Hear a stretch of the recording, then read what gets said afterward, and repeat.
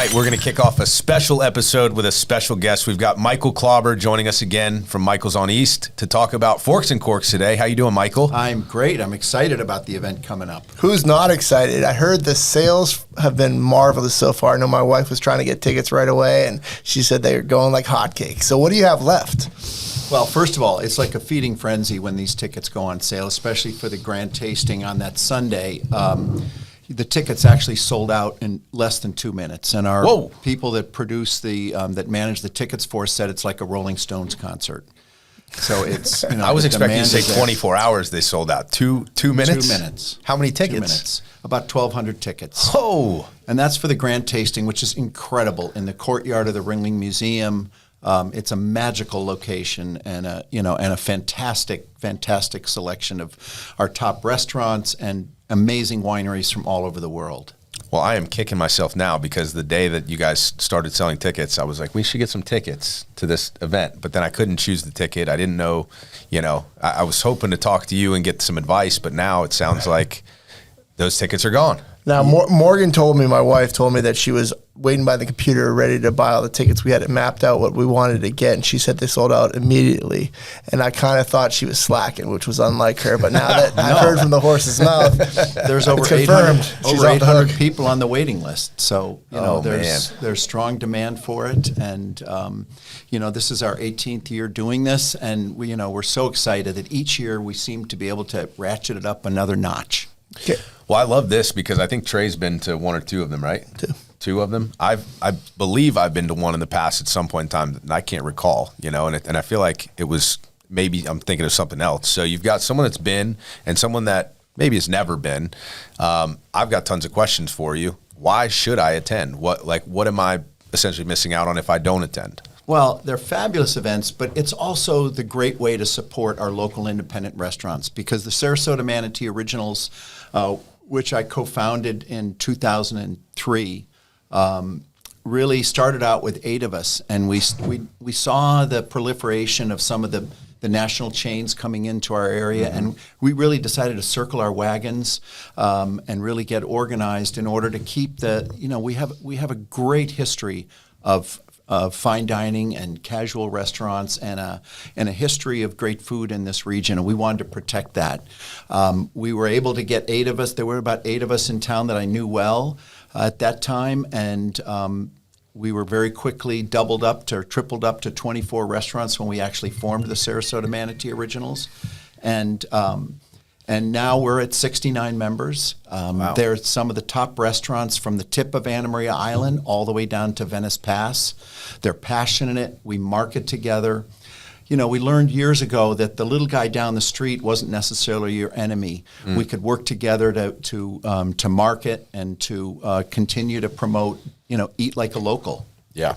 And the competition being those big national chains that have the budgets to market because they're marketing together. They're just doing it on a national scale, and you're kind of taking a page out of their playbook and doing it locally. I love that. Now, who are the original 8, right? Because we don't, credit to all 69, of course, but the original founding 8, can we name them all still? I can name most of them. Was, my family's resort, the Colony, the Cafe Europe, Euphemia Hay, Harry's Continental Kitchen, let me think who else.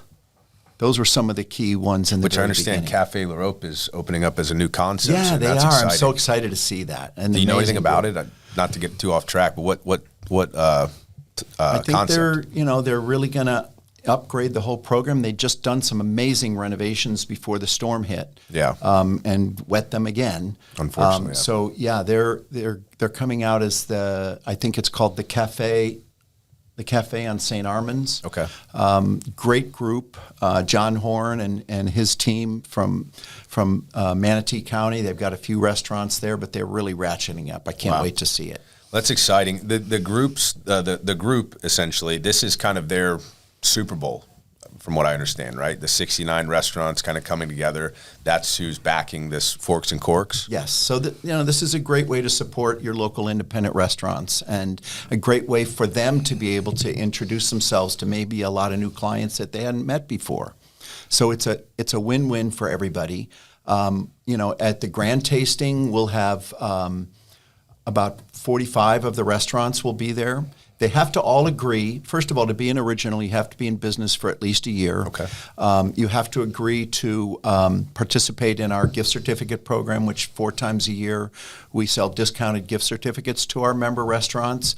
And you have to agree to participate in one event, contribute your time and efforts to one event a year. And we have several that they can choose from. But the grand tasting is always the one that fills up the first because it gives them the biggest exposure. Mm-hmm. Now, as you mentioned, the grand tasting is sold out for this year. Yes. What's another way that the consumer can get involved in other events that surround the grand tasting? There are so many events. Really, the first thing that happens is next Monday we have an online auction of food and wine related items. All the wineries donate something really special from their collections. So if you're a wine lover, you want to start to look at that, you can link to our website for that. And you will see some amazing things and great dinners from our restaurants. Is that the Forks and Corks website? Yes. Okay. Let's see, and then starting on Thursday night, there's wine dinners across town at 19 different member restaurants. And each one of them has at least one Wait a second, famous- is Madfish Grill one of those? I don't think so. Okay. They have a wine dinner coming up, and I didn't know if that. Okay. It's an Anyways. inspiration for everybody to get excited about sounds wine in like our it. community. But 19 of our restaurants are doing wine dinners. All of them will have an international winemaker on hand, and they all put out their best food. So if you get a chance to get into one of those dinners, I think there's still a few of them that have space. It's a great opportunity to get up and close and personal with some of the great winemakers of the world that are coming, because it's not just American wineries. We have wineries coming from 13 different countries. Wow. And in the majority of them, it's the owner or the winemaker that's going to be here. This is how important this event has become to them. Now, a wine dinner, can you paint a picture for someone that's not so sophisticated what a wine dinner consists of? So, you'll go to the restaurant and they'll have a multi-course dinner. Usually start off with some hors d'oeuvres and some champagne or sparkling wine, 3 or 4 courses, each course paired up with a different wine. Or 2 wines in some cases. Fabulous dessert and maybe a dessert wine. You'll have the winemaker or owner there to talk about it. You'll also meet that chef and owner from that restaurant, and they'll get to talk about their inspiration for doing that menu. But they're fabulous dinners. So you're going to get some access to some people that are very well established in the... Oh, yeah. Absolutely. So you have the wine dinners going on. That's Thursday. So we're kind of going through the timeline here. We got Monday starts the auction. Yep. Thursday starts the wine Friday, dinners. and Saturday night are wine dinners across town. And then Saturday, I think one of the neatest things that we do are what we call the Forks and Corks University, the master classes that we have. So each one of those classes will have 6 or 7 different winemakers. And again, this is the owners. This isn't a local rep up there talking about the wines, with a panel discussion with some fabulous moderators. And we'll have 60 or 70 people in those classes. They'll get to taste probably 12 wines, I think. Wow. Usually 2 wines per winery, and you get to hear their stories, and they do a great Q&A for each one too. So if someone wants to learn a little bit, I mean, there's a couple of them that are still opening, and this is so interesting because this one has 3 winemakers from South Africa paired up with another winery from Oregon, Gurgitch Hills, and ZD from Napa Valley. So I mean, a really neat mix. It's Wines Without Borders is the name of that one. The other one is Avant-Garde Expressions, Innovative Winemaking. Oh my gosh, Susana Balbo from Argentina, The Prisoner, which a lot of people know that winery from California. We've got some wonderful wines from Italy, some great wines from Central Coast California in that one, and you'll learn something for sure. So you're learning about the wines as you're tasting them as well. As you're tasting them. Yeah, it's great. Now, my head immediately went to for someone like me to get it for my VIP customers. That sounds like an awesome, unique gift for some of my VIP customers. It was a great Christmas gift because a lot of people absolutely. did buy tickets for the events or tickets for these master classes or wine dinners to give as gifts, because any winemaker is going to want to get involved in some level. There are a few retail wine tastings around town too. On Saturday afternoon, we host one at Michael's Wine Cellar with about 15 of the wineries there. There's still tickets for those. I know a couple other retailers in town are doing them. You're going to find all this information on the Forks and Corks website at Sarasota Manatee Originals. But yeah, you've got the master classes, and then, Sunday is the grand tasting.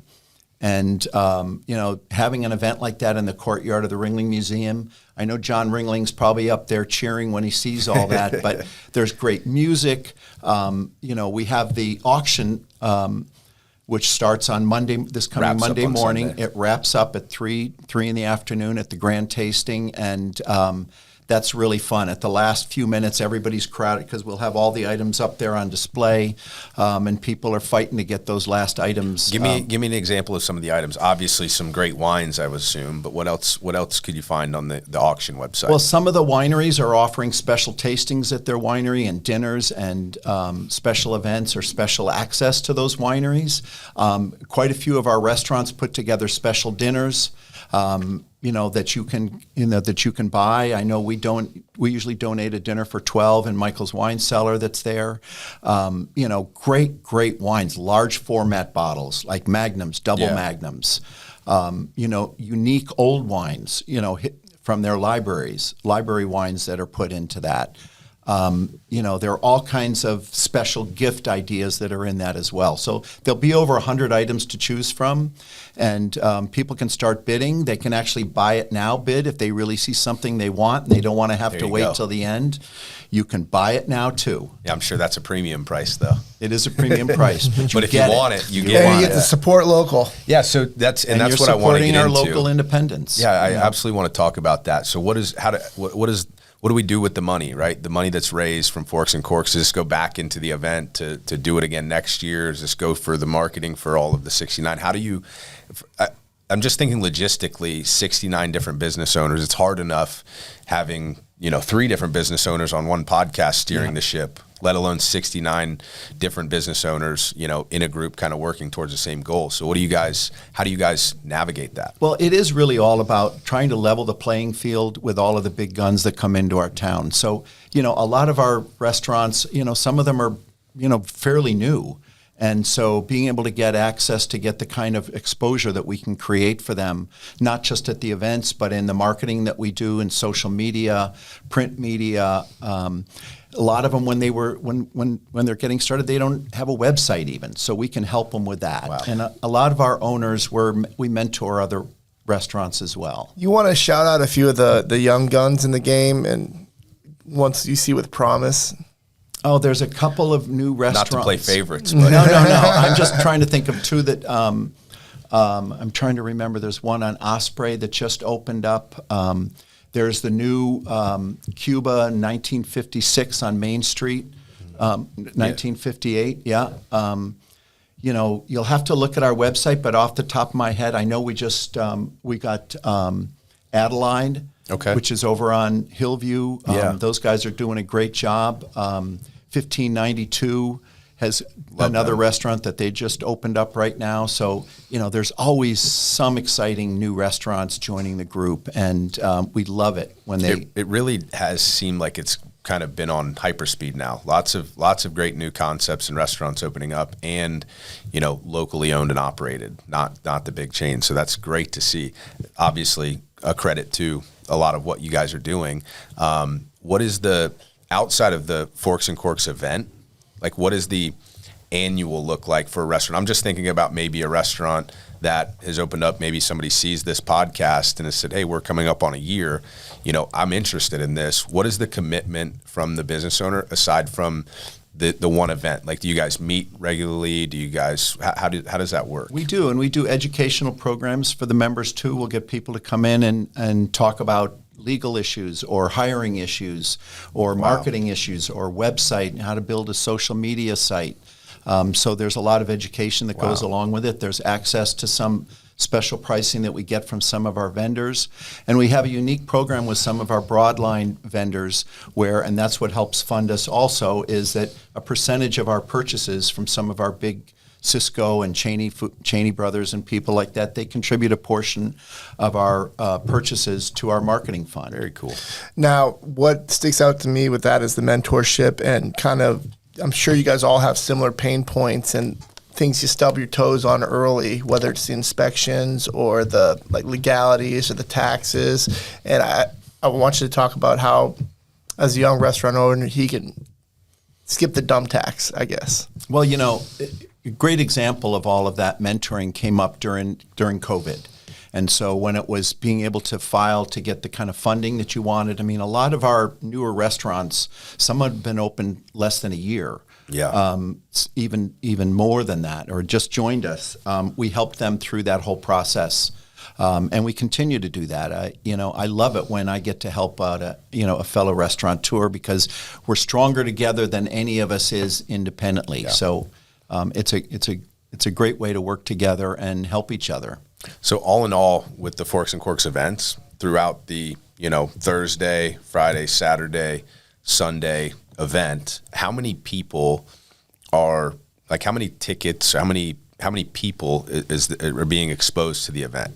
Oh, it's several thousand for sure. There's got to be, because you said there's 19 wine dinners, 19 right? wine dinners, yeah. There's the retail tastings, there's the grand tasting, there's the master classes, and then I didn't mention that if you're in the trade, if you're in the restaurant or hotel business, there's a trade tasting on Monday that they can sign up for too, and that's free for anyone that's got credentials to show that they're actually in the business. And all of those winemakers and all those wines that we'll have at the grand tasting will be shown there as well. Wow. So really, it's a week-long event. It's it's got to be a win-win for the wineries too, because we also have a retail tent at the grand tasting. And so people can taste wines that day. They go to the retail tent, they can purchase them. We'll box them up, we'll put them in their car, and they can take it home that day. That's very rare in our industry today. And one of the reasons that the wineries like to come here is because we're actually able to show them sales. Yeah. It's not just pouring samples and then you don't know what's going to happen.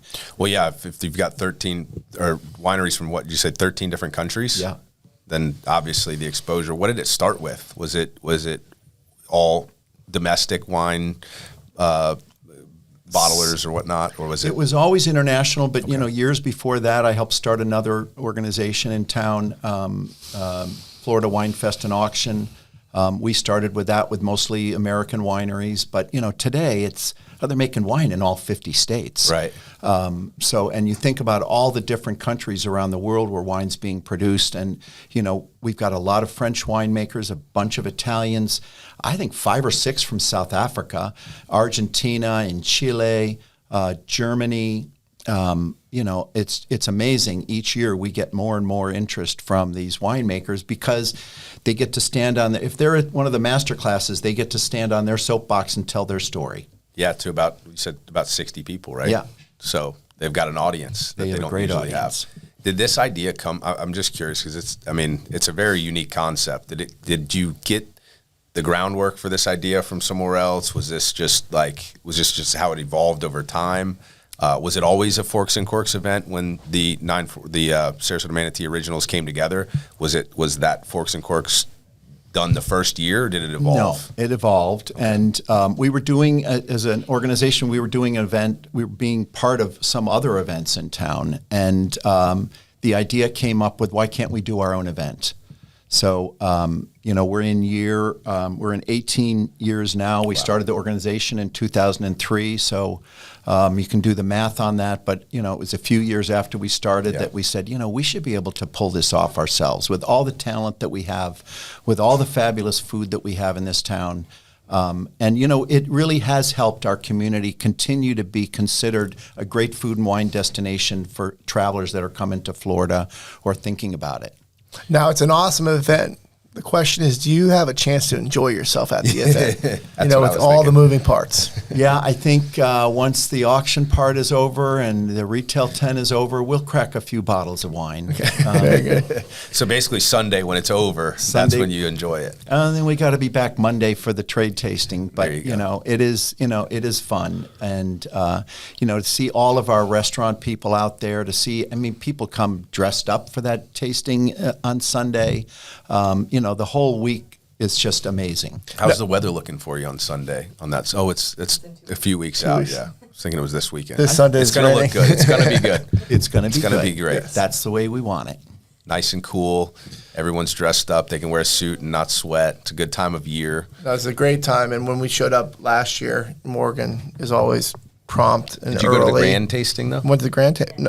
Yes, we went to the grand tasting. And you didn't get the grand tasting tickets this year, or you did? I got them. I got early access. I didn't get VIP. Yeah, Okay. we were supposed to get VIP. Yeah.